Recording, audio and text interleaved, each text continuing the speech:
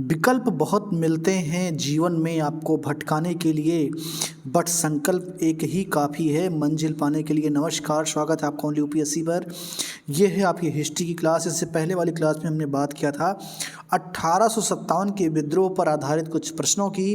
इस वीडियो में वो सिलसिला जारी रहेगा। हम आज भी प्रश्न करेंगे, पूरा मज़ा आने वाला है। 1857 के विद्रोह का कोई भी सवाल अब आपसे छूटेगा नहीं, क्योंकि हमने उस पर 2 क्लासेस किया। क्लास करने के बाद में हमने 2 वीडियो आपके लिए जो है इसके बनाए हैं। एक इससे पहले आपको मिल चुका है, एक की चर्चा हम इस वीडियो में भी करेंगे ही, ठीक है ना। और इसके बाद जो अगली क्लास होगी उसमें हम कांग्रेस के महत्वपूर्ण अधिवेशन की बात करेंगे, तो उसे बिल्कुल आपको मिस नहीं करना है। जो लोग चैनल पर नए, चैनल को सब्सक्राइब करेंगे, बेल आइकन को प्रेस करेंगे, ताकि कोई भी नोटिफिकेशन उनसे मिस ना हो, ठीक है ना। चलिए पहला सवाल लेते हैं। 1857 के संग्राम में सर्वाधिक विद्रोहियों की संख्या थी, यानी कि सबसे ज़्यादा जो म्यूटनी के वॉरियर्स थे वो कहाँ से सम्मिलित हुए थे। सवाल बहुत ही धाकड़ है, लल्लन टॉप टाइप का है। जिनको उत्तर पता है वो बताएं, और जिनको नहीं पता है वो थोड़ा ध्यान से सुने। सबसे ज़्यादा सिपाहियों की संख्या कहाँ से थी, कहाँ के सिपाहियों ने ज़्यादा यहाँ पर भाग लिया था? क्या वो बंगाल से थे, क्या वो अवध से थे, क्या वो दिल्ली से थे, क्या पंजाब से थे? और अभी वर्तमान में जो सेना का स्ट्रक्चर है ना, उसको हम जोड़ करके आपको समझाने की कोशिश करेंगे कि वो जो अंग्रेज़ों की पद्धति थी वो चले गए, उसके बाद भी जो सेना का रूप है ना, वो कहीं ना कहीं उस चीज़ का एक अक्स जरूर दिखाई देता है। तो सबसे ज़्यादा जो संख्या थी वो थी अवध से।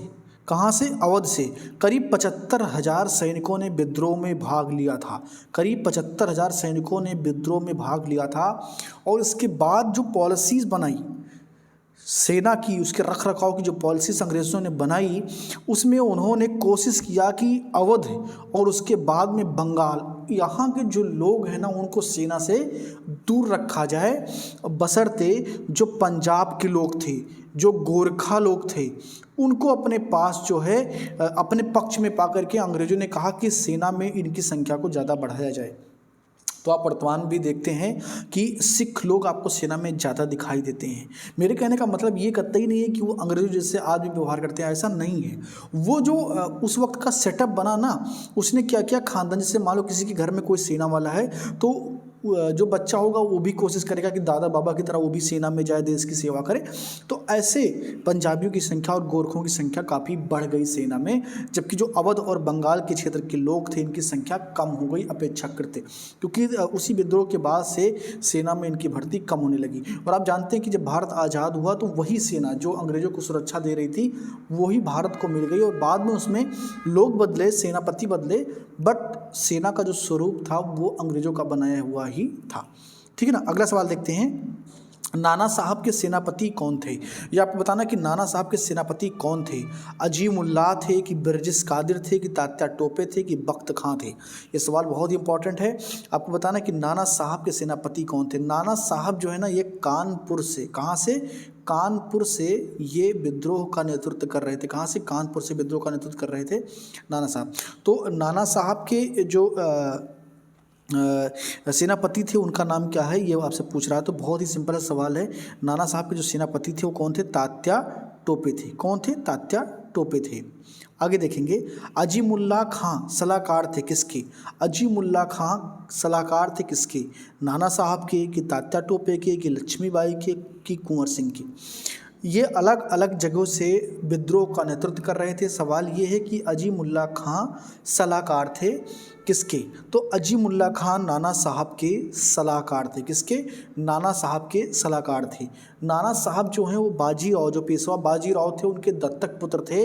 और डलहौजी ने इनकी पेंशन को बंद कर दिया था। डलहौजी ने इनके पेंशन को बंद कर दिया, क्योंकि डलहौजी की जो हड़प की नीति थी उसने ऐसा कहा था कि जो इस नीति के तहत कोई दत्तक पुत्र ना तो राज्य का मालिक बनेगा और ना ही उसे पेंशन मिलेगा, और इसीलिए नाना साहब विरोध कर रहे थे। और जो लक्ष्मीबाई का लड़ाई था ना, वो भी इसीलिए था क्योंकि लक्ष्मीबाई के जो हस्बैंड थे उनकी डेथ हो गई थी और उनके कोई बच्चा नहीं था, बायोलॉजिकली उनको कोई बच्चा नहीं था। उन्होंने एक बच्चे को अडॉप्ट किया था। तो डलहौजी ने कहा कि जो अडॉप्ट किया हुआ बच्चा उसको राज्य नहीं मिलेगा, और इसके तहत उन्होंने झांसी को हड़प लिया, और यही कारण था कि लक्ष्मीबाई अपने राज्य के लिए लड़ रही थी।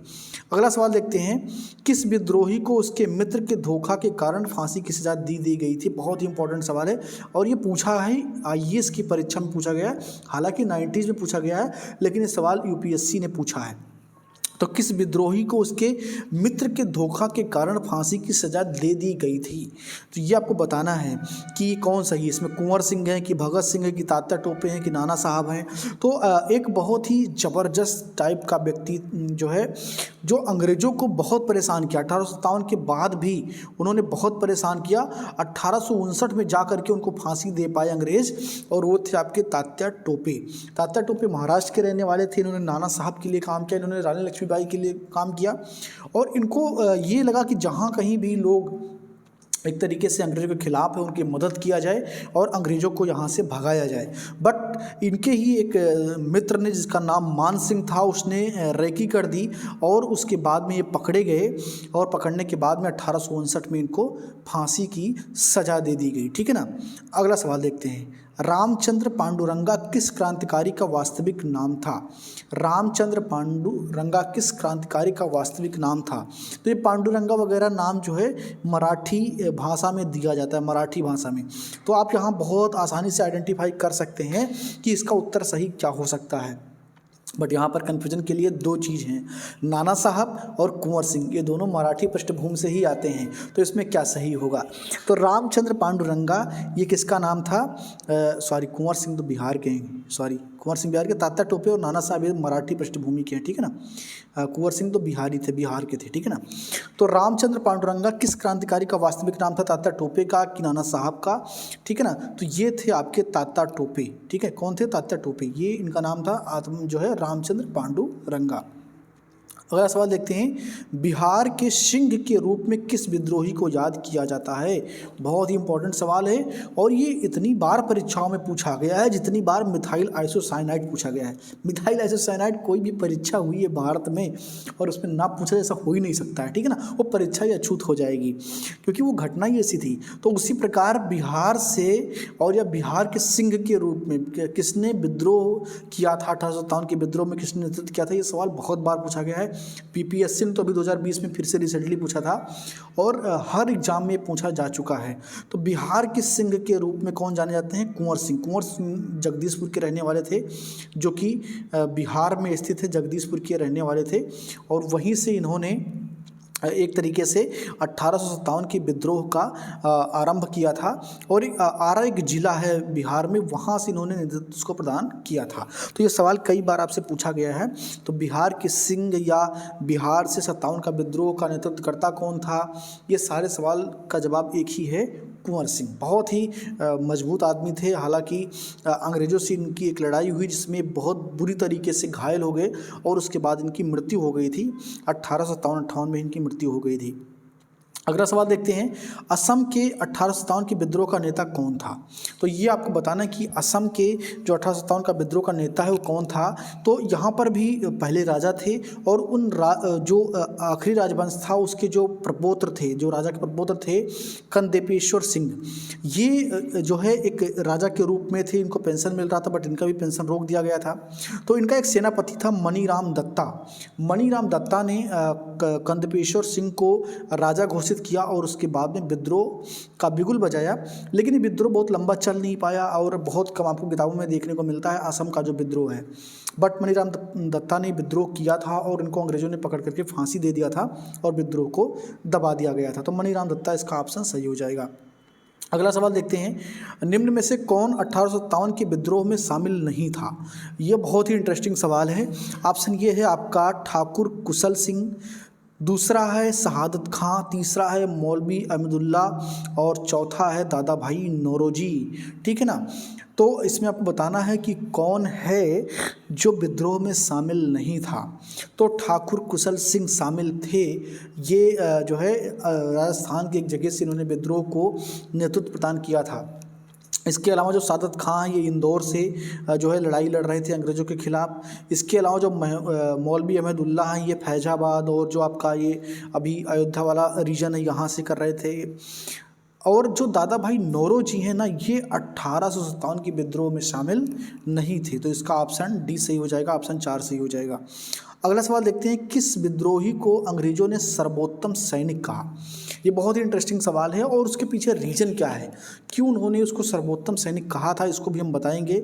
अगर किसी को उत्तर पता है तो कमेंट बॉक्स में लिखिए, अगर नहीं पता है तो वेट करिए, उसका उत्तर भी हम आपको बताएंगे। किस विद्रोही को अंग्रेजों ने सर्वोत्तम सैनिक कहा था और उसके पीछे का रीजन क्या था, उसको भी हम आपको बताएंगे। तो सर्वोत्तम सैनिक कहा गया था मौलवी अहमदुल्लाह को, और उसके पीछे रीजन क्या था कि बहुत ही ये जो है एक निडर टाइप के व्यक्ति थे। इन्होंने कहा था कि अंग्रेज़ों को हम यहाँ से खदेड़ देंगे, और एक आह्वान किया कि जो हिंदू मुस्लिम है वो सब एक साथ आएँ, तभी हम इनसे लड़ पाएंगे। तो फैजाबाद के नेतृत्वकर्ता के रूप में इनको जाना जाता है, मौलवी अहमदुल्लाह को। 50,000 रुपये, सोचिए 1857 में 50,000 रुपये की कीमत कितना ज़्यादा होगा। तो 50,000 रुपये इनाम रखा था अंग्रेज़ों ने कि जो इनका पता बताएगा मौलवी अहमदुल्लाह का। इतने खतरनाक ये साबित हुए थे अंग्रेज़ों के लिए कि उस समय, आज इसकी कीमत बहुत ज़्यादा हो सकती है, ठीक है ना। तो ये मौलवी अहमदुल्लाह को सर्वोत्तम सैनिक अंग्रेज़ों ने कहा था, क्योंकि उन्होंने बहुत परेशान किया था इनको। अगला सवाल देखते हैं, 1857 के विद्रोह में किस कवि ने उसको अपनी आंखों से देखा था, यानी कि कौन उस वक्त जीवित था, ये आपसे पूछा जा रहा है सवाल। ऑप्शन ये है कि मीर तकी मीर, दूसरा है जोग, तीसरा है इकबाल और चौथा है गालिब। तो आपसे पूछा जा रहा है कि कौन सा निम्न में से कवि है जो 1857 के विद्रोह को अपने आंख से देखता, यानी कि उसका प्रत्यक्षदर्शी था। बहुत ही अच्छा सा सवाल है, पूछा भी गया है एक बार बीपीएससी ने, बिहार पीसीएस ने इसको पूछा है। तो जो बीपीएससी वाले होंगे थोड़ा ध्यान देंगे, क्योंकि रिपीटेड क्वेश्चन आते हैं, यूपी पीसीएस में भी आते हैं, बिहार में भी आते हैं और उत्तराखंड में भी आते हैं। तो इसका आंसर क्या सही होगा? गालिब। गालिब ये बहुत ही जो है ज़्यादा पढ़े जाने वाले शायर आज भी हैं। 1857 की विद्रोह को इन्होंने अपने आंखों से देखा था, ठीक है ना। मस्जिद में बैठकर पीने दे शराब मुझे, वरना कोई ऐसी जगह बता दे जहाँ पर खुदा ना हो। तो ये बहुत ही फेमस उनकी एक शायरी है, जिसमें उन्होंने उन लोगों को जो इस्लाम धर्म के मानने वाले, उनको एक आईना दिखाने की कोशिश किया है कि खुदा हर जगह है और खुदा के लिए कोई ज़रूरी नहीं कि मस्जिद में ही जाया जाए, ठीक है ना। आगे बढ़ते हैं, 1857 के विद्रोह में किस वर्ग ने भाग नहीं लिया था? ये बहुत ही अच्छा सवाल है, खासकर मेंस के पॉइंट ऑफ व्यू से। जो लोग मेंस लिखेंगे ना, उनको पता होना चाहिए कि कौन लोग भाग ले रहे थे, कौन लोग भाग नहीं ले रहे थे, उसके पीछे रीजन क्या था कि वो क्यों भाग नहीं ले रहे थे। तो ऑप्शन ये है कि कृषक, क्या किसानों ने भाग लिया था? तो ये बिल्कुल सही बात है कि उन्होंने भाग लिया था, एकदम सत्य है। क्योंकि आप देखेंगे कि जो कुंवर सिंह वो जमींदार थे, उनके नेतृत्व में हजारों किसानों ने, जो बिहार के किसान थे, उन्होंने भाग लिया था इस विद्रोह में। इनफैक्ट बंगाल के किसानों ने भी इसमें भाग लिया था। दूसरा, सैनिक तो बिल्कुल थे, आप देख रहे हैं मंगल पांडे हैं जो है बैरकपुर से, और मेरठ के भी सैनिकों ने जो है सड़क पर निकल करके जो है एक तरीके से आंदोलन किया था, तो सैनिक भी उसमें शामिल थे। साहूकार यानी कि जो वणिक वर्ग था, बनिया समुदाय था, ये शामिल नहीं हुए थे। और इतिहास गवाह है, कभी भी जो वणिक वर्ग है ना, ये सीधे सीधे किसी विद्रोह में, किसी आंदोलन में भाग नहीं लेता है, क्योंकि इन्हें सिर्फ और सिर्फ अपने प्रॉफिट का ध्यान होता है। मैं किसी जो है जाति पर आधारित कोई टिप्पणी नहीं करना चाहता हूँ, लेकिन जो इनका एक तरीके से आप देखेंगे जो इनका रूल रहा है, सबसे कम अगर धर्म परिवर्तन आप देखेंगे तो साहूकारों का हुआ है। किसी भी विद्रोह में, आंदोलन में सीधे सीधे इनकी बहुत बड़ी संख्या में इन्होंने कभी भाग नहीं लिया है। तो साहूकार जो 1857 का विद्रोह, उसमें शामिल नहीं थे। ये इतिहास की बात है, कोई मैं अपने तरफ से नहीं जोड़ रहा हूँ। चौथा है खेतिहर मजदूर, हाँ तो ये शामिल थे, ये इसमें बिल्कुल शामिल थे। यहाँ पर एक चीज़ विकल्प में नहीं है, मैं आपको बता दे रहा हूँ, जो बुद्धिजीवी वर्ग था, जो बुद्धिजीवी वर्ग था वो भी 1857 के विद्रोह में अंग्रेजों के साथ था। यानी कि जो भारतीय सैनिक विरोध कर रहे थे उनके साथ नहीं थे, अंग्रेजों के साथ थे। और इसके पीछे रीजन था, रीजन क्या था कि इन बुद्धिजीवी वर्ग को लग रहा था कि जो अंग्रेज है ना, ये मॉडर्न इंडिया बनाएंगे, नई नई चीज़ों को लेकर के आएंगे। क्योंकि डलहौजी के टाइम पर तार डाक शुरू हो गया था, उसने रेलवे की लाइन बिछा दी थी। तो इनको लग रहा था कि जो इंडिया है ना, वो आधुनिक बनेगा, मॉडर्न बनेगा। जबकि जो ये जमींदार हैं, जो राजा हैं, ये कहीं ना कहीं उसको पीछे ले जाएंगे, इनकी सोच पुरानी है। तो इस वजह से उन्होंने अंग्रेज़ों का सपोर्ट किया, और वो भारत के जो सैनिक थे, विद्रोही थे, उनके समर्थन में नहीं आए। और जो असफलता देखने को मिली थी विद्रोह में, वो जो कहीं ना कहीं उसका रीजन ये भी था। तो बुद्धिजीवी वर्ग जो है उस वक्त अंग्रेज़ों के जो है साथ था, लेकिन जैसे ही विद्रोह समाप्त होता है उसके कुछ दिन बाद ही बुद्धिजीवियों को समझ में आ जाता है कि ये अंग्रेज कहीं ना कहीं भारत को खोखला कर रहे हैं, उसको मजबूत करने के लिए नहीं आए हैं। ठीक है ना। अगला सवाल देखते हैं, 1857 के विद्रोह से कौन सा क्षेत्र प्रभावित नहीं था। यह पूछा जा रहा है कि कहाँ पर 1857 का विद्रोह नहीं हुआ था। तो झांसी तो था एकदम, रानी लक्ष्मीबाई, जगदीशपुर कुंवर सिंह थे, लखनऊ हजरत महल थी, चित्तौड़गढ़ उसमें शामिल नहीं था। तो ऑप्शन आपका बी सही हो जाएगा, चित्तौड़गढ़। ठीक है ना। अगला सवाल देखते हैं, 1857 के विद्रोह के समय गवर्नर जनरल कौन था। 1857 के विद्रोह के समय गवर्नर जनरल कौन था। डलहौजी थे कि मिंटो थे कि कैनिंग थे कि बेंटिक थे। तो यहाँ पर लोग कंफ्यूज दो में होंगे, तो डलहौजी में एक बेंटिक में, सॉरी बेंटिक नहीं, कैनिंग में। ठीक है ना। तो कैनिंग में और डलहौजी में, दोनों में लोग कंफ्यूज होंगे, क्योंकि डलहौजी बस तुरंत गया ही था, उसके बाद में विद्रोह आरंभ होता है, और जब विद्रोह हुआ तो उस वक्त कैनिंग था। कौन था। कैनिंग। तो ऑप्शन क्या सही हो जाएगा, कैनिंग। 1857 के विद्रोह के समय गवर्नर जनरल कौन था, कैनिंग था। और यही बाद में सबसे पहला वायसराय भी बन जाता है भारत का, क्योंकि उसके बाद में सीधे सत्ता सौंप दी जाती है कंपनी टू, जो ब्रिटिश पार्लियामेंट है उसको सौंप दी जाती है, महारानी का शासन हो जाता है, और उसके बाद में कैनिंग ही पहला वायसराय बनता है। अगला सवाल है आपका, 1857 के विद्रोह के समय ब्रिटिश प्रधानमंत्री कौन था।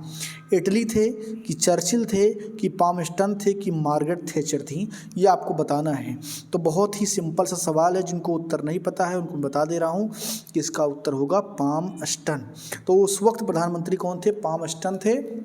तो इस प्रकार हमने 1857 के विद्रोह से संबंधित सारे सवाल, सारे तथ्यों को पढ़ लिया, कुछ क्लास के माध्यम से, जो कुछ बचे हुए थे उनको क्वेश्चन के माध्यम से। तो उम्मीद करता हूँ कि वीडियोस आपको पसंद आए होंगे। अगर पसंद आया तो चैनल को सब्सक्राइब कर लीजिए, बेल आइकन को प्रेस कर लीजिए, वीडियो को लाइक जरूर करिएगा। कोई सवाल होगा तो कमेंट बॉक्स में लिख दीजिएगा। ऐसे ही फ्री वीडियोज़ आपको मिलती रहेंगी। मिलते किसी अगले वीडियो में। बहुत बहुत धन्यवाद।